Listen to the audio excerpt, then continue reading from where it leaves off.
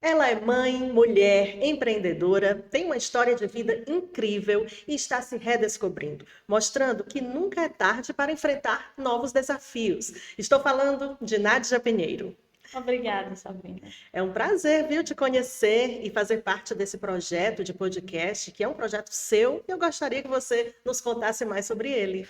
Muito bem. Esse projeto, ele nasceu na necessidade de eu me redescobrir profissionalmente, né? Eu acredito que a gente tem sempre a oportunidade de estar melhorando as nossas possibilidades e eu enxerguei no digital uma nova possibilidade. Apesar de eu ser paleozoica, né, assim, assumida, mas eu vi no digital a possibilidade de estar escrevendo uma nova parte da minha história e isso também poder impactar positivamente outras mulheres. Porque apesar de eu estar nos 45 do primeiro tempo, né, eu ainda tenho uma vida inteira pela frente, uma vida cheia de oportunidades. E eu resolvi encarar esses desafios, essas oportunidades e transformar isso em histórias que possam agregar para outras mulheres também. Inclusive, essa visão otimista da vida é algo que você carrega desde a infância, né? Sim. Conta pra gente um pouco sobre a tua história, a tua origem. Bom, eu nasci no interior chamado Solonópole, né? Uma cidade muito pequenininha, muito ainda com um desenvolvimento muito a desejar. E eu nasci numa família de uma estrutura harmoniosa, né? A gente cresceu cercada de muito amor, de muito carinho, de muita cumplicidade. E eu acho que isso foi uma das coisas que me fez crescer tão forte, tão perseverante e tão otimista para que as coisas deem certo, para que tudo tenha um resultado melhor. Mas a gente passou por muitas necessidades, né? Meu Quantos pai, irmãos? nós éramos 4 mulheres, né? Meu pai casou com a minha mãe ainda muito jovem. Meu pai é artesão, político nato, um homem assim de um conhecimento, é autodidata. Então sempre foi aquela pessoa que me inspirou em termos de conhecimento. Meu pai, eu olhava para o meu pai, ou ele estava trabalhando, ou ele estava lendo. Então, é uma pessoa que se eu posso ter como referência em educação, em estudo, em conhecimento, é o meu pai. Mas era extremamente rígido também. Aquele modelo Aquele tradicional de bem família, né? tradicional, bem, meio tiraninho ali e tal. E aí eu, por ser a mais nova, eu sempre fui aquela pessoa que dava o contraponto na família, né? Eu tinha mais coragem até de enfrentá-lo, né? E ele também, muito amoroso, ele acabava cedendo um pouco a mim, A né? A caçula. caçula. E a minha mãe era aquela pessoa que eu acho que, assim, sinceramente, a significação que eu tenho para minha mãe é que ela é um anjo que Deus esqueceu a porta aberta do céu e deixou ela vir aqui na terra. E nós éramos, assim, uma família pobre, de poucas condições financeiras, mas eu sempre tive o apoio deles em tudo, e isso sempre foi um fator que me condicionou a querer sempre buscar algo melhor por mim e por eles. Eu li um pouco do que você já escreveu, né, sobre a sua infância e algo me chamou a atenção. É rico em detalhes, né? Sim, Então, eu percebo que a cada passo da tua infância, coisas pequenas te marcavam e você dava sim, um olhar todo especial para elas. sim, Dá para citar algo que você lembra assim da sim. sua infância como algo marcante que te Claro, toca até eu hoje? acho que eu lembro muito, né, que eu acho que Deus agiu na minha vida em vários momentos, né? E eu acho que assim, o primeiro deles foi ter me colocado nessa família. Eu acho que assim, eu sou privilegiada porque eu fui extremamente amada. Então, é uma coisa assim que eu não tenho nem como quantificar todo o amor que eles me deram. Mas, aos 5 anos de idade, a minha mãe teve um coma, né? Ela teve um AVC, entrou em coma e foi desacreditada pelos médicos. E eu, muito inocentemente, né, eu disse assim, eu pedi a Deus que me desse a oportunidade de ser criada pela minha mãe, porque se eu não fosse criada por ela, eu não seria a pessoa. Eu já naquela idade, muito pequena, muito nova, né? Mas eu dizia assim, eu não sobrevivo sem a minha mãe. E aí Deus me deu essa graça, né, da minha mãe se recuperar do AVC sem nenhuma sequela. Que bom. E ela permaneceu comigo por mais 30 anos. Então, assim, Deus foi muito misericordioso comigo em todas as ações. E aí, quando a minha mãe partiu, né, que a gente nunca está preparada, a gente nunca aceita, a gente acaba até criando aquela revolta, assim, porque a gente não entende, né? E aí eu parei, pensei, e eu disse, meu Deus, mas eu não tenho nem razão e nem motivo para tá aqui questionando a sua definição, porque o Senhor me deixou com a minha mãe por mais 30 anos. Então, eu poderia ter perdido a minha mãe aos 5 anos e Deus me deixou com ela por mais 30 anos. E foram 30 anos de um amor intensivo, Incondicional. né, incondicional, de trocas assim, que eu tenho histórias com a minha mãe que foram suficientes para o tempo que a gente teve de vida aqui junto. Conta uma Então, história pra gente. Agora eu fiquei curiosa. ai, a minha mãe era assim, a minha mãe era aquela pessoa que toda a vida acreditou em mim, né? Então, a primeira coisa é essa, ela me amou assim incondicionalmente. E a minha mãe era aquela pessoa que ficava me esperando à meia-noite no portão de casa. Ela só deitava quando eu chegava da faculdade, né? Meia-noite chegando na faculdade. Eu saía às 5 da manhã, né? Porque eu trabalhava muito longe. A gente morava num subúrbio. E aí eu passava o dia todo trabalhando, do trabalho eu ia para a faculdade e a minha mãe, ela nunca deixou de estar comigo uma única noite, ela sempre me esperava no portão. Então era aquela pessoa que estava ali, que eu sabia que era o meu porto seguro, né? E ela sempre esteve comigo em todos os momentos, é aquela pessoa que embora tenha partido fisicamente, mas espiritualmente ela está comigo em todos os momentos da minha vida. Inclusive nesse, ela tem uma participação assim muito significativa, porque eu sinto que eu preciso passar essa mensagem para outras mulheres, muito em função do que ela foi por mim, do que ela foi para mim, do que ela representa.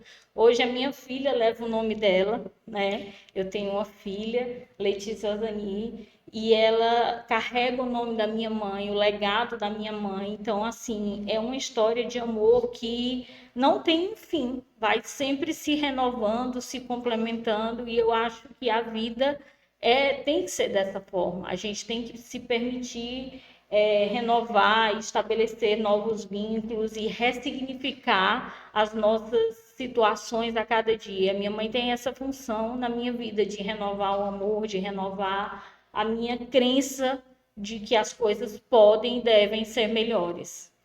Olha, eu até me emocionei aqui também, viu? Com o teu relato, muito bonito. Mãe é a melhor amiga, né? E feliz de quem realmente tem, pode valorizar tudo que ela faz por nós, elas fazem por nós. E eu acredito que você passou isso também para sua filha hoje, né?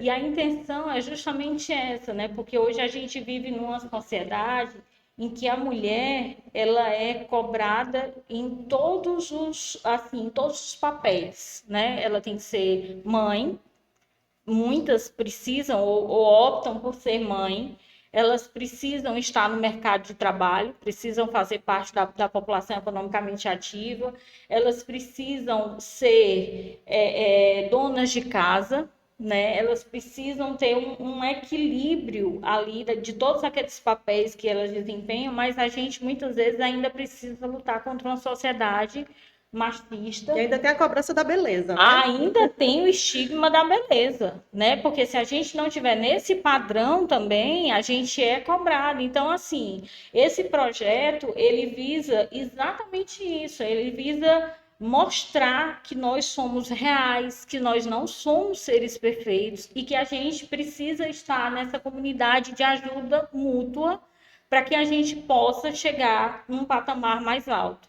Se hoje eu estou onde eu estou, eu devo isso à minha mãe e as minhas irmãs. E a minha família como um todo, mas assim, a presença da mulher, né, daquele ser que tem uma força espiritual mesmo, que dignifica a vida, é muito forte na minha vida. Eu acho que isso a gente precisa estar compartilhando com outras mulheres, porque existem tantas outras mulheres que hoje estão numa situação que acham que não são completas, que não dão o seu melhor, que não estão produzindo o quanto são cobradas, né? E que, na verdade, a gente precisa dizer, para, olha, pensa, vê o que você fez, vê o que você já caminhou, para ver o que você pode chegar ainda. Então, a gente precisa realmente estar dignificando esse papel da mulher, da mãe, da empreendedora, né? Todas têm potencial, né? Todas têm Basta potenciais. descobrir qual o seu e como Exatamente. E como aproveitá-lo. aproveitar. E todo mundo passa por dificuldades e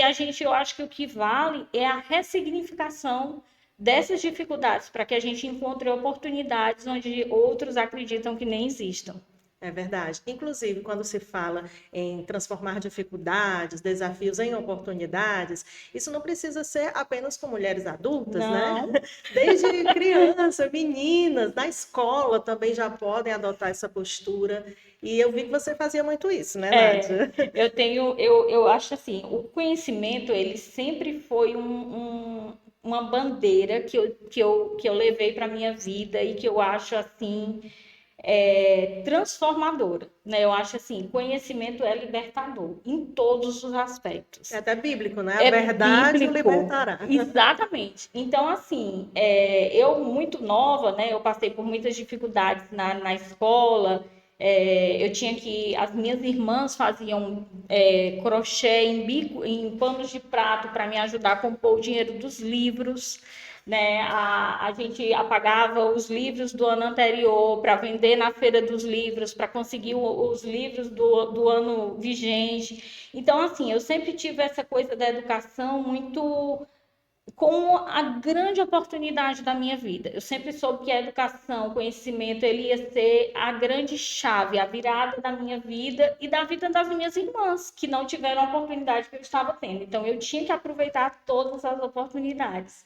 E eu estudei num colégio em que uma época e tinha uma briga de gangues, né? Porque aqui, há um tempo atrás, as gangues eram bem rivais e era um negócio. E aí eu tinha que como eu era muito franzina, eu saía, terminava o turno, eu saía correndo. Era seja o que Deus quiser, vou me salvar aqui pela minha carreira. Só que eu era muito pequenininha, muito magrinha naquela época, né? Era obrigado a tomar um partido ali, né? Era. Ai, E eu não ia enveredar por aquele caminho, né? E aí, o que eu fazia? Qual foi a estratégia que me salvou daquele contexto ali? Eu comecei a estudar, né? E aí eu estudava por mim e por todo mundo. E aí eu ajudava todo mundo na hora da prova. Então, gangue A e gangue B, eu estava ali fornecendo auxílio, meu bem, ajudando todo mundo. Passou a ser respeitada. Passei a ser respeitada. Então, eu obtive, através da educação, do estudo, né, a oportunidade de ir e vir de forma íntegra para uma comunidade né, problemática, uma comunidade pobre, também carente de recursos, mas eu vi ali naquele estudo, naquela possibilidade, a forma de estar me resguardando fisicamente, né? Então, Foi uma boa saída. é uma boa saída. A gente tem que aproveitar todas as dificuldades, a gente tem que olhar uma perspectiva, um ângulo que nos dê a possibilidade de ver uma oportunidade para fazer algo diferente, algo que possa melhorar o que está acontecendo no momento. Quando você era criança, você tinha sonhos? Você já se imaginava? Aquela pergunta básica, né? O que você quando crescer? Ou você simplesmente ia estudando e para ver onde ia dar? Assim, ou você já tinha sonhos? Na verdade, eu sempre tive o sonho de lecionar. Sempre. Foi uma coisa era algo que eu me via palestrando, dando aulas, ministrando treinamentos, mas às vezes a vida ela vai por outros vieses, né? E a gente precisa acompanhar esses veios que a vida dá. E aí, como eu era muito pobre, né, eu precisava me colocar financeiramente no mercado, eu acabei indo para uma área digamos assim, mais sistemática, né? Eu não tive como ir para a área educacional de imediato. E aí aquele sonho ficou guardado ali por muito tempo. Eu acredito até que eu nem tenha compartilhado dele com outras pessoas, porque era um sonho assim tão longe do que eu podia alcançar que eu guardei ele para mim por muito tempo. E aí eu fui, né, galgando meu espaço profissional, montei depois a minha empresa, que hoje é líder de mercado. E aí eu, mesmo assim, eu tinha aquela inquietude, né? Aquela vontade de fazer algo novo, de correr atrás de outros sonhos. Ainda tinha alguma coisa que precisava ser despertada em mim, que tinha que me dar o brilho no olhar. E aí eu voltei a estudar. Depois de 15 anos fora de uma sala de aula, eu resolvi voltar a estudar. E aí é diferente porque você, por exemplo, na época em que eu estudava, eu era a mais nova da turma. Quando eu voltei agora, 15 anos depois, eu era quase a vovó da turma, né? A vovó estando lá ainda, tá, gente? Imagina, novíssima, linda. E aí mas eu senti, né, o peso, assim, aquela coisa do contraponto, né, as pessoas muito jovens, uma linguagem muito nova, aquele universo novo, e eu disse, meu Deus, eu tô fora disso daqui, eu tô fora, mas aí, assim, Deus foi tão, mais uma vez, tão misericordioso, tão bom comigo, que ele colocou pessoas ali que pegavam em mim e diziam assim, segue, você tem ainda um caminho a percorrer. E eu fui acreditando nisso. E eu fui colocando isso, eu fui organizando isso na minha cabeça, eu fui começando a entender que esse sonho poderia se tornar realidade, né? E eu tô atrás dele ainda hoje, assim, com o podcast, com o perfil profissional, eu acho que a gente vai engajando pessoas, né, nesse sonho. Hoje eu tenho a possibilidade de estar em contato com tantas outras pessoas que nos meus melhores sonhos, eu não imaginava que isso fosse acontecer. Qual é o seu público-alvo dentro desse projeto? Você quer atingir quem? Apenas as mulheres, mulheres adultas ou todas as mulheres? Na verdade, eu acredito que o projeto, né, o Instagram, né, no primeiro momento e depois esses podcasts, eles vão ser direcionados a mulheres da minha faixa etária, né? Mulheres que estão ali nos 40, 45, que estão achando que já deu para mim, o que eu consegui realizar, eu já cheguei. E o que eu quero causar nessas mulheres, principalmente nelas, é que elas tenham essa inquietude dentro delas, que elas não aceitem a acomodação, que não aceitem o status quo que está proposto, que não aceitem os rótulos que a sociedade coloca nelas, né? Porque quando a gente rompe tudo isso, a gente se liberta. E a liberdade é algo engrandecedor, sabe? Eu li um livro quando eu estava na faculdade, que era O Mito da Caverna de Platão. Naquela época, aos 17 anos, eu não fazia ideia do que aquilo tudo significava, mas aquele livro, ele me prendeu também de alguma forma. Eu tinha uma mensagem, mas eu não consegui compreender aos 17 anos. Eu fui compreender aos 45, né? Eu vi que eu estava exatamente como aqueles prisioneiros descritos por Platão, presos ali, vendo imagens que as outras pessoas diziam que eram as certas, né? Porque às vezes você vai se envolvendo na sua rotina de vida, né? É tão mecanizado, é tão assim sistemático, né? Tão automático que você acaba se aprisionando. Então eu acreditei que eu tinha a possibilidade de ir para o topo, né? De enfrentar os meus medos, as minhas angústias, os meus receios e correr atrás do que eu queria para mim, são os meus sonhos. E eu acho que isso pode ser feito por muitas outras mulheres. Às vezes basta uma palavra, né, de dizer, olha, comigo aconteceu assim e eu mudei tudo isso e com você pode mudar Você também. também pode. Exatamente. Eu acho que é Isso muito por isso. não se restringe a mulheres apenas que são Não, donas de casa e que nunca foram no mercado de trabalho, mas até quem já está inserida no mercado de trabalho, mas talvez numa área que não goste, né, exatamente. que não seja realmente aquilo que te completa. Então, realmente nunca é tarde, né, Nádia? Não, eu acho que é exatamente isso, assim, a forma que você, porque assim, a vida, ela é para ser vivida até o último segundo que Deus lhe der, né? Então a gente tem, cada novo dia é uma nova possibilidade que a gente tem de criar novos mundos, de criar novos parâmetros para nós mesmos. Então a gente precisa estar sempre vendo novidades, sempre acordado, sempre antenado com o que a vida tem para nos dar, para nos ofertar. E eu acho que isso é fantástico. Quando a gente começa a enxergar a vida por esse ângulo, que é o ângulo da possibilidade, que é o ângulo da ressignificação, em todos os sentidos, eu acho que é fantástico.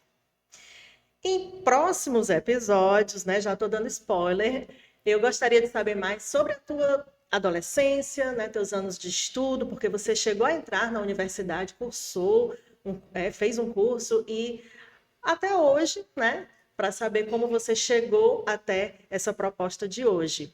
Mas para a gente finalizar, eu gostaria de pedir para você deixar uma mensagem, né? Acho que cada episódio a gente pode deixar essa mensagem diretamente para o público, que são essas mulheres que estão lhe assistindo, por que lhe acompanhar nesse projeto, Nádia? Certo. Eu acredito que a grande motivação para que as pessoas me acompanhem nesse projeto é a ressignificação de suas vidas. Eu acho que nada nesta vida está determinado desde que a gente tenha a oportunidade de querer mudar, de querer alterar o curso de nossas vidas. Eu acho que isso é tão grandioso e só depende de cada um de nós. Eu acho que existem assim, uma situação que na verdade a gente não pode fazer nada, é quando a gente já saiu desse plano aqui determinado por Deus. Fora essa situação, todas as outras possibilidades existem. Então a gente precisa acreditar todos os dias que nós somos capazes, que nós estamos aptas a vencer novos desafios, mas que para isso a gente também não precisa carregar o poder, o manto do empoderamento, que na verdade eu acho que isso é um peso muito grande. A gente precisa entender que nós somos pessoas reais, humanas, que a gente precisa de uma rede de apoio muito forte, muito significativa para que a gente consiga alcançar os nossos objetivos. Mas isso depende de cada um de nós, da nossa vontade, do nosso propósito, do nosso objetivo de vida. Muito inspiradoras as palavras, e eu agradeço, viu, pela nossa Obrigada. conversa, que é apenas a primeira de várias outras, né? Sim, com certeza, se Deus quiser.